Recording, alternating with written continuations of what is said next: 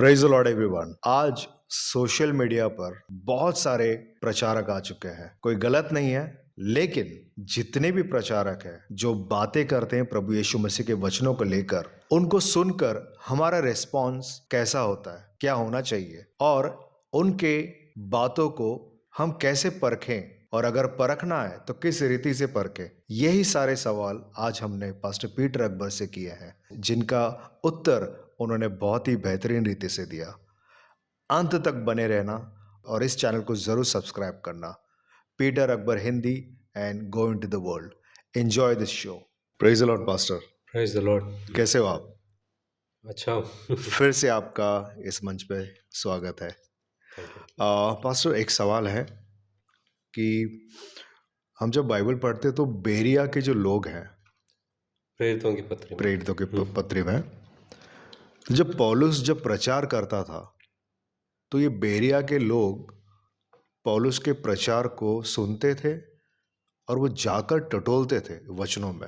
यही चीज क्या आज के मसीह भाई बहन इस रीति से कर रहे हैं या नहीं? जहां तक मैंने नोट किया है कि वो यूट्यूब के जितने भी प्रचारक जो है उनको वो सुनते हैं, किस रीति से इनको परखें और यीशु मसीह इसके विषय में क्या कहता है।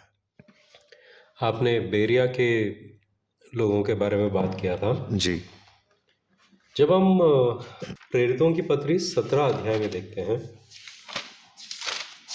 प्रेरितों की पत्री 17 अध्याय के 10 और 11 वचन में जब हम देखते हैं, भाइयों ने तुरंत रात पौलुस और सिलास को बेरिया भेज दिया और वे वहां पहुंचकर यहूदियों के आराधनालय में गए।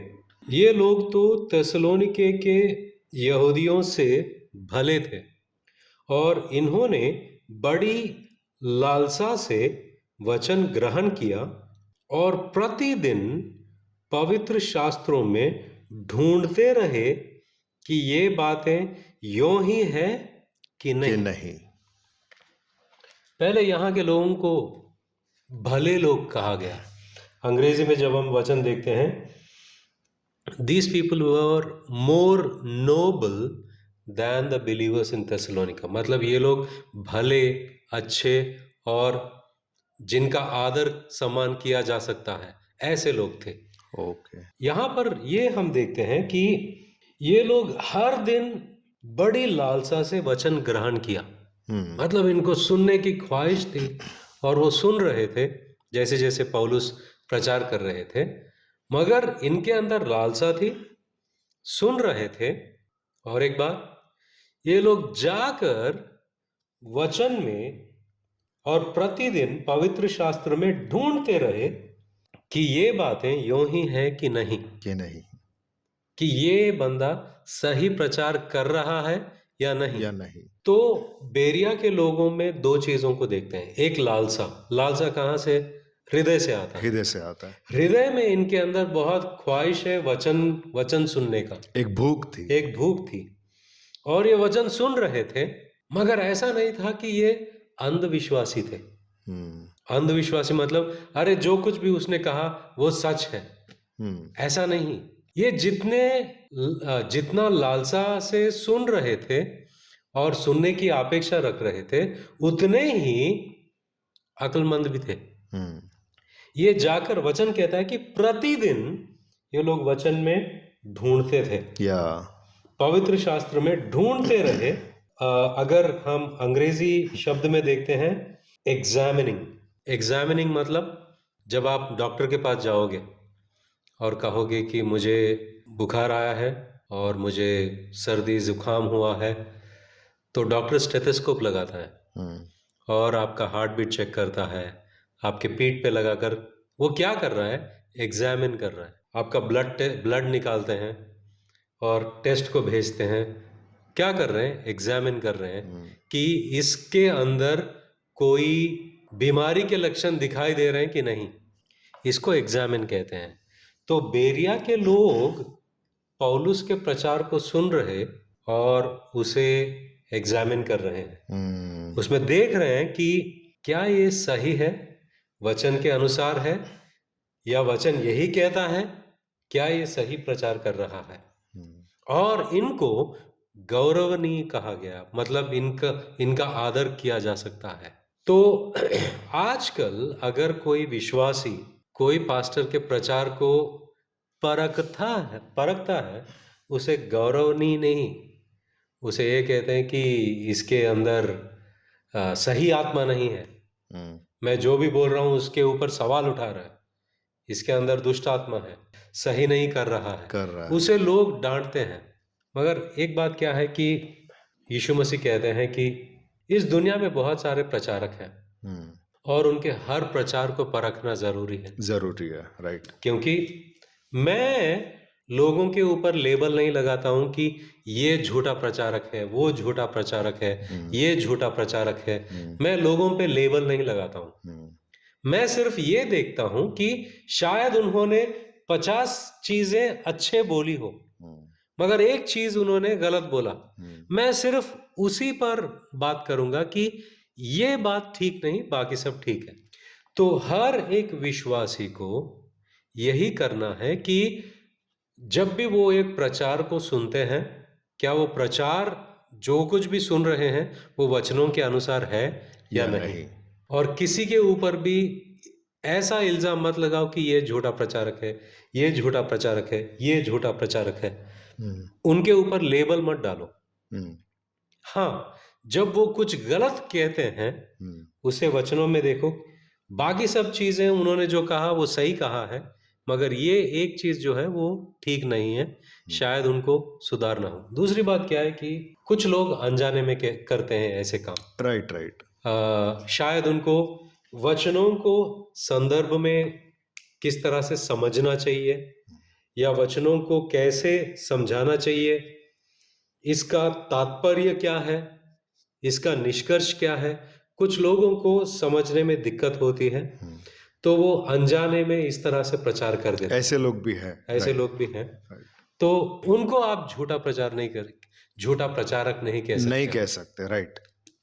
तो किसी ने एक पासबान ने कहा, अच्छी बात कही उन्होंने।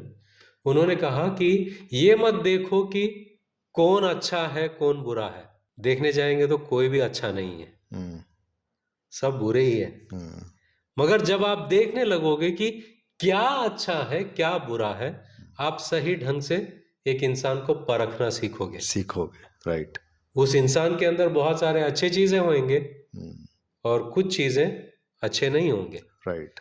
तो अगर आप देखने जाओगे अच्छा कौन है बुरा कौन है, आपको अच्छा कोई नजर नहीं आएगा, सब बुरे ही है। सब बुरे ही है। मगर उन्होंने अच्छा क्या कहा और बुरा क्या कहा, उन्होंने अच्छा क्या किया और बुरा क्या किया, इसको परखना जरूरी है। वैसे ही जब हम प्रचार को देखते हैं, प्रचार में हम सबको इतना माहिर होना जरूरी है हम्म, कि कौन से वचन के अनुसार है, कौन सा वचन के अनुसार नहीं है। नहीं है। कुछ लोग भावुक हो जाते हैं, हम्म, भावुक होकर कुछ ऐसी चीजें प्रचार में कह देते हैं जो वचन के अनुसार नहीं है। नहीं है, राइट। तो शायद किसी ने एक दफा कह दिया कि, मैं उनका नाम नहीं लूंगा, उसने कहा कि आ, बपतिस्मा देने वाला यूहन्ना यूहन्ना का सर क्यों कटा गया पता है? हम्म, क्योंकि उसने यीशु मसीह पर शक किया। यीशु मसीह पर शक किया तो यीशु मसीह ने कहा, क्योंकि तूने मुझ पर शक किया तेरा सर कटेगा। क्या यीशु मसीह ने कहा? नहीं कहा।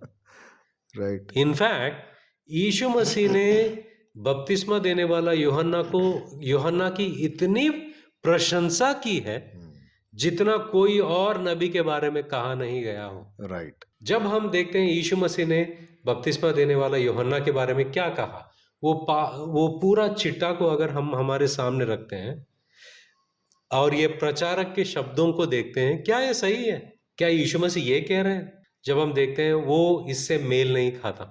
सिर्फ ये एक उदाहरण है। हम्म, हर एक विश्वासी को बेरिया के लोग जो थे उसी तरह आज के जमाने में होना चाहिए, क्योंकि वचन कहता है कि अंत के दिनों में बहुत सारे प्रचारक ऐसे उठेंगे, सच के भिन्न कुछ और बताएंगे। हम्म। हम किस तरीके से परख सकते हैं?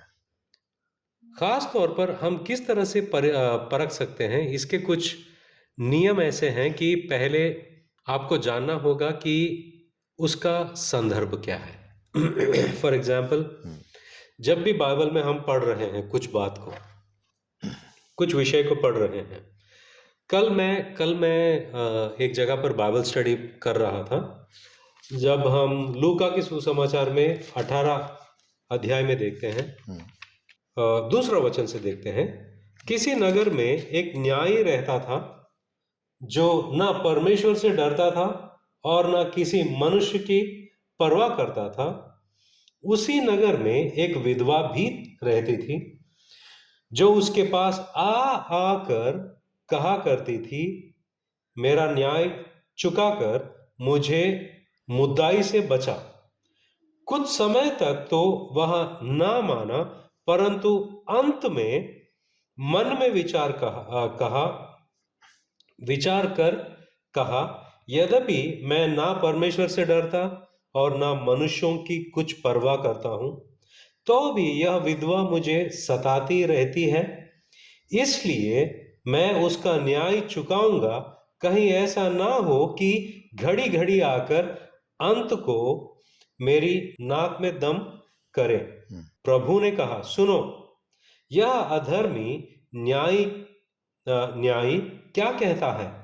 इसलिए क्या परमेश्वर अपने चुने हुए लोगों का न्याय ना चुकाएगा जो रात दिन उसकी दुहाई देते रहते हैं? क्या वह उनके विषय में देर करेगा? मैं तुमसे कहता हूं, वह तुरंत उनका न्याय चुकाएगा। तो भी मनुष्य का पुत्र जब आएगा तो क्या वह पृथ्वी पर विश्वास पाएगा? अभी हमने दूसरे वचन से लेकर 8वें वचन तक लूका का सुसमाचार 18 अध्याय में हमने ये एक दृष्टांत को पढ़ा।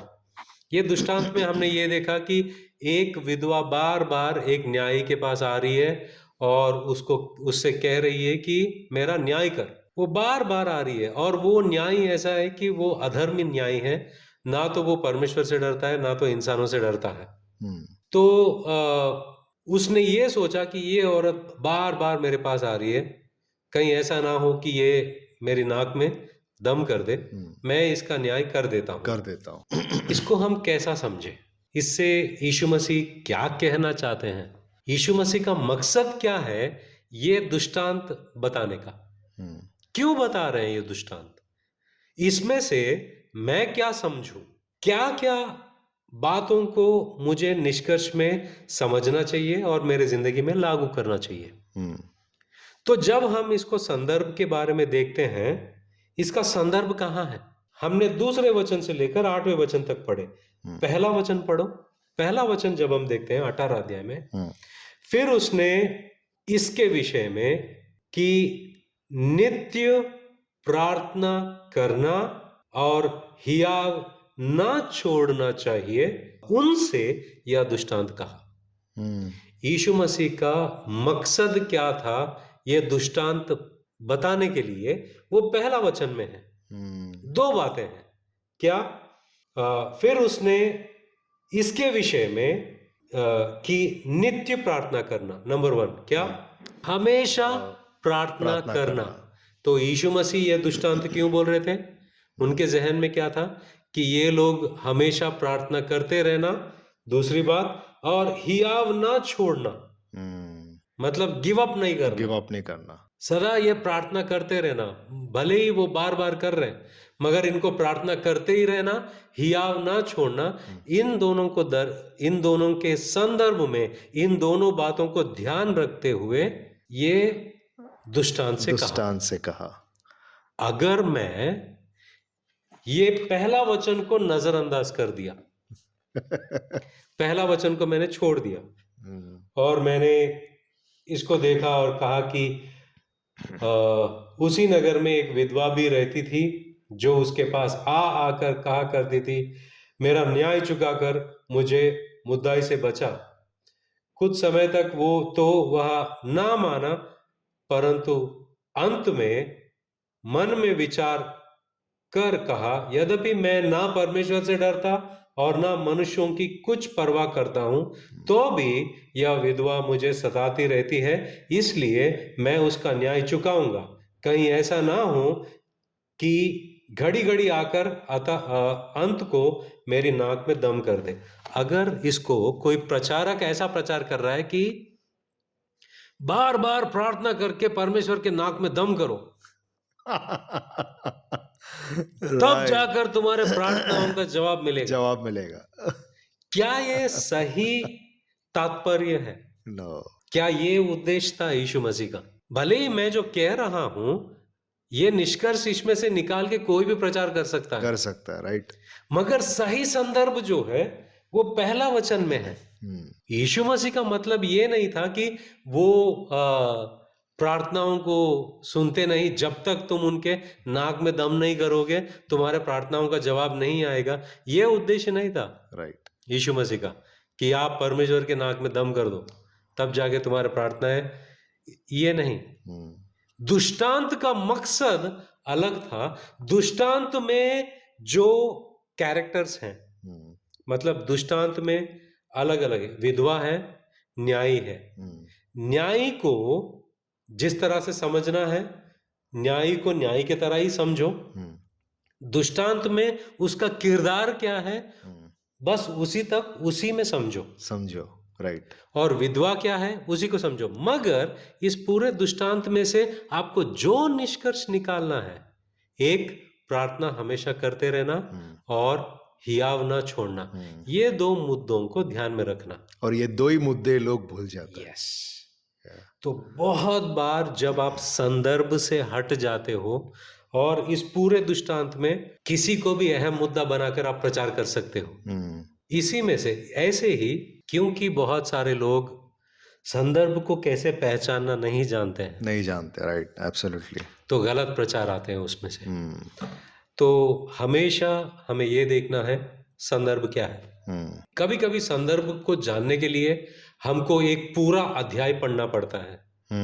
कभी कभी 2-3 अध्याय पढ़ना पड़ेगा आपको कि उस छोटी सी बात को जानने के लिए। समझो यीशु मसीह पर्वत पर चढ़कर ये बयान दे रहे हैं, क्या बातों की, वो कभी कभी 2 चैप्टर के बाद में जब आप पढ़ रहे हो, आपको शायद 2 चैप्टर पहले जाकर देखना पड़ेगा ये कहाँ खड़े होकर क्या बातों को, किन से बात कर रहे हैं।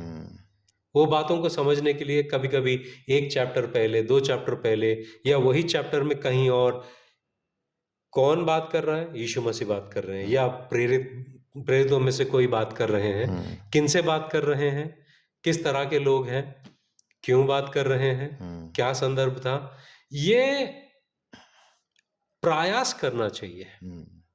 ये आपकी ट्रेनिंग है। बाइबल स्टडी इसी को कहते हैं। बाइबल का अध्ययन इसी को कहते हैं कि संदर्भ को समझना चाहिए, फिर उसमें वो पूरे संदर्भ में ये जो वचन है इसका अर्थ क्या है। क्या बेरिया के लोग ऐसे ही समझ रहे थे कि क्या ये ऐसे ही है, या ये इन वचनों को लेकर कुछ और ही प्रचार कर रहा है। तो हमेशा संदर्भ के ऊपर ध्यान देना है, और कौन किससे बात कर रहे हैं, क्यों बात कर रहे हैं, बात करने की वजह क्या थी, ये इन बातों को बोलने की वजह क्या थी, ये इसको परखना जरूरी है। और कभी कभी ये भी जरूरी है कि जो, फॉर एग्जाम्पल, पौलुस कुरिन्ती लोगों को पत्री लिख रहे हैं। कुरिन्ती में लोग कैसे थे, उनका चाल चलन कैसा था, उनका समाज कैसा था, समाज में उनका व्यवहार कैसा था, किस तरह के लोग थे, ये बातों को भी जानने से पौलुस जब लिख रहे हैं उनके बातों को अच्छे ढंग से समझ सकते हैं हम। तो इसके लिए आप कोई कमेंट्री पढ़ सकते हैं। हिंदी में भी कुछ अच्छे कमेंट्रीज हैं, आप कमेंट्रीज को पढ़ सकते हैं, ताकि आप वहाँ के प्रांत, समाज और उनके हालचाल, बर्ताव, ये सब समझने से और गहराई में आप जा सकते हो। हर एक वचन की या हर एक किताब की एक शैली होती है। बाइबल में जब हम देखते हैं, बाइबल में गाने भी हैं, बाइबल में भजन भी है, बाइबल में कविता भी है, कविता भी है, बाइबल में इतिहास है, बाइबल में कहानियां भी है। फॉर एग्जाम्पल ये जो मत्ती के लूका के सुसमाचार 18 अध्याय में जो हम कहानी सुन रहे हैं वो हकीकत में हुआ नहीं, मगर यीशु मसीह एक कहानी को बता रहे हैं, कहानी को बता रहे हैं। ऐसे भी चीजें हैं। तो किस शैली में लिखी गई है, उस शैली को समझने से भी आपको वो बात समझने से वो उन वचनों को समझने में मदद करेगा। ओके। अगर कविता पूर्वक किसी ने कुछ कहा, उसको हकीकत में आप समझने की कोशिश करोगे, वहां पर भी गलतियां कर बैठोगे। उदाहरण के तौर पर, अगर यीशु मसीह ने कहा कि अगर ये छोटे बच्चों को मेरे पास आने से कोई रोकता है, उसके लिए अच्छा यही होगा, उन्होंने कुछ ऐसा कहा होगा। अगर कोई इस तरह से बर्ताव कर रहा है, अगर समझो, अगर आपके आंख आपका विरोध कर रहे हैं, उसको निकाल कर फेंक दो, तो क्या सच में आप निकालोगे? एक जो है कहावत के तौर पे कहने की बातें होती है, यहाँ पर यीशु मसीह का मतलब है कि आंख को आप ढक लो, उसको रोको इन चीजों को देखने से। मतलब क्या है कि जब आंख को आप उखाड़ दोगे और फेंक दोगे, यहां से दोबारा आप देख पाओगे? नहीं देख पाओगे। लेकिन इंटेंशन क्या है, उसे मत देखो। इंटेंशन ये कि सचमुच में निकालना।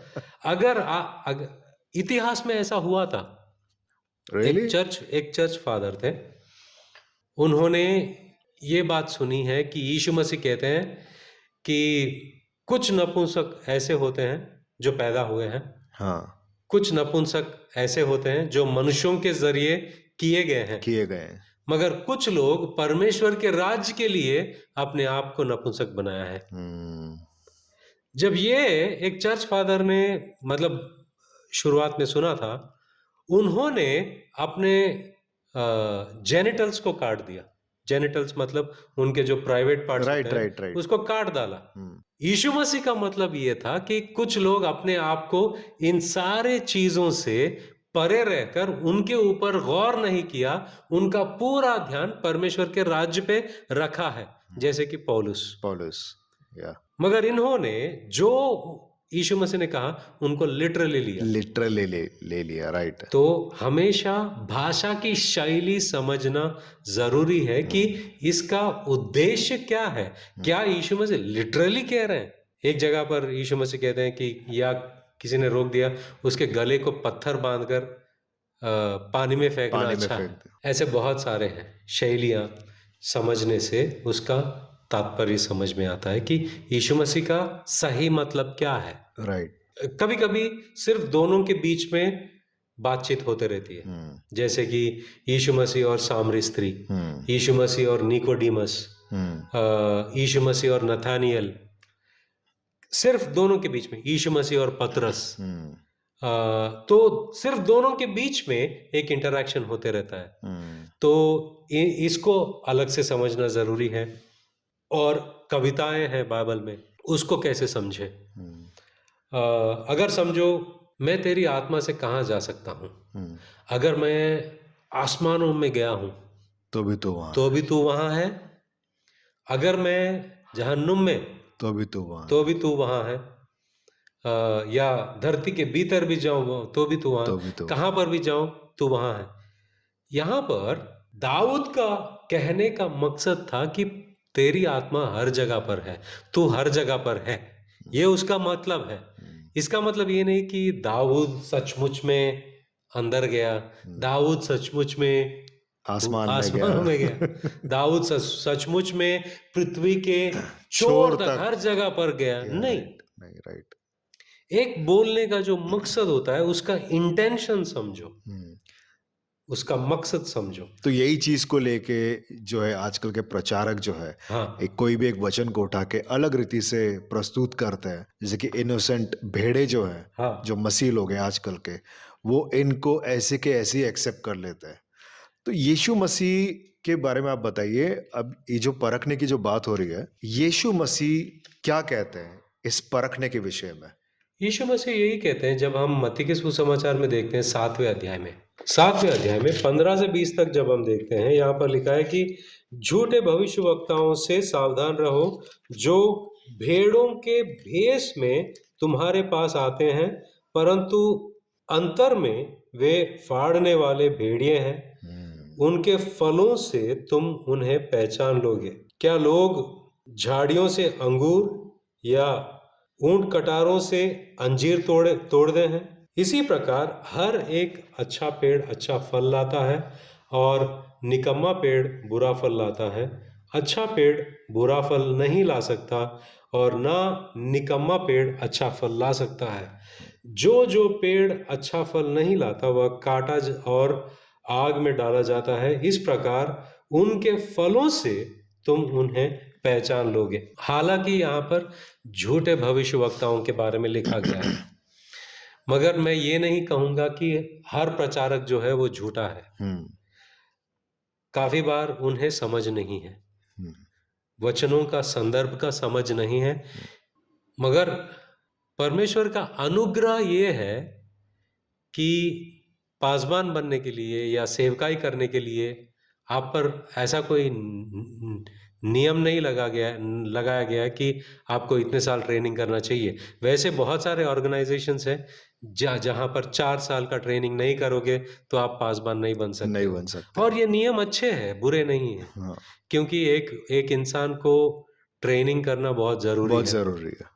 यहाँ पर मैं लोग जो देख रहे हो उनको यही बताना चाहूँगा कि हम खुद जो हमारे कलीसिया में 3 साल का बाइबल ट्रेनिंग देते हैं।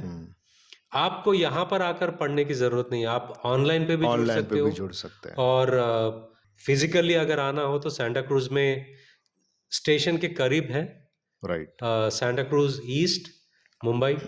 तो क्या है, एक पासबान बनने के लिए लोग अलग अलग बैकग्राउंड से आ जाते हैं, मगर आने के बाद में उनको जिस तरह से बाइबल को पढ़ना चाहिए और बाइबल ट्रेनिंग एटलीस्ट करना चाहिए वो करते नहीं। राइट। फॉर एग्जाम्पल बाइबल को संदर्भ रहित समझना जो है, इसकी एक स्टडी होती है।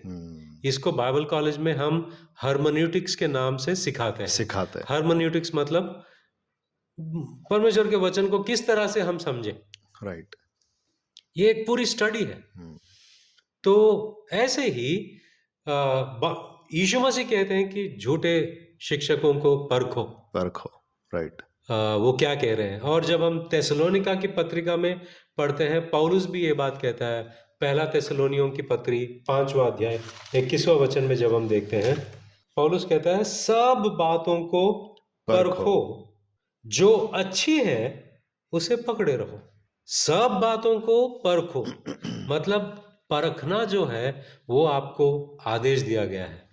जैसे कि आप सवाल कर रहे थे कि बेरिया के लोगों की तरह कैसे आज के विश्वासी बन सकते हैं परखना। हमारे जो संडे सर्विस होते हैं, हर सर्विस के बाद मतलब संडे सभा के बाद में एक 40 मिनट या 1 घंटे का समय होता है जहां पर क्वेश्चन एंड आंसर होता है। मतलब जो विश्वासी मतलब यीशु मसीह के जो भी फॉलो करने वाले जो भी है, उनको जो वचन उन्होंने सुना है उसके ऊपर वो सवाल कर सकते हैं। पास्टर जी आपने ऐसा कहा, इसके बारे में मैं और जानना चाहता हूँ। पास्टर जी आपने ये कहा, मुझे समझा नहीं। पास्टर जी आपने ये बात बताई, मगर ये वचन ये ऐसा भी कहता है, तो कैसे समझूं मैं। ऐसे बहुत सारे लोग सवाल पूछते रहते हैं। मेरे ख्याल से हर एक कलीसिया में सभा के बाद में ये रैप सेशन होना चाहिए। जो सवाल करते हैं उनको अनुग्रह से इजाजत देनी चाहिए कि सवाल करना है। अगर एक पासबान उसका जवाब नहीं जानता है तो बोलना है कि मैं एक काम करूंगा, अगले हफ्ते में क्या मैं जवाब दे सकता हूँ। ऐसा कहकर अगले हफ्ते में आप जब आपके साथ आई है, इसमें कोई गलत बात गलत नहीं है। बात नहीं है। विश्वासी लोगों को सवाल करना ज़रूरी है। चाहे भले ही आप कितना भी आपके पासबान से प्यार करते हो आप, उनके हर एक वचन को आप वचन में देखो कि वो वैसा ही है या नहीं। या नहीं।